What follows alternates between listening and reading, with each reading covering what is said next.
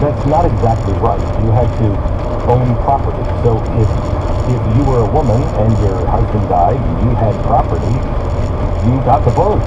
And it was more of a family kind of vote.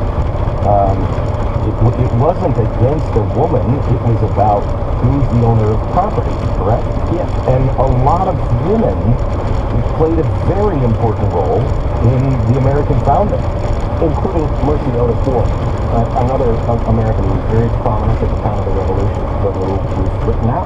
She was bent for government. She was well educated. She was an author. She was constantly involved in public discourse. She had some grave concerns about what our federal government might become under the new Constitution.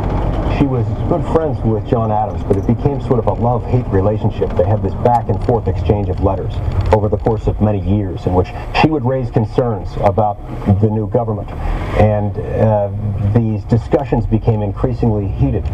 She ended up having a real voice in speaking out for freedom, speaking out about the fact that, when government acts, it does so at the expense of individual liberty. We have to constrain government power.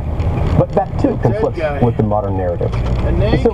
What I've tried to do in assembling these stories is remember some of the comments that I received in connection with my last book, on Our Lost Constitution. I've gone through and read the reviews on Amazon and elsewhere. Over and over and over again, some different themes developed. Pretty scary situation on the I-17 this morning after a naked man ended up getting hit by a car. That man is in the hospital right now with some pretty serious injuries, we're told. The accident shutting down the southbound lanes of the freeway for a few hours this morning. DPS telling us that police got a call about some sort of a fight between the man and security and staff at the Residence Inn at the 17 and Northern. The guy left, took off his clothes, and then laid down in the middle of the freeway. He then stood up and was hit by a car.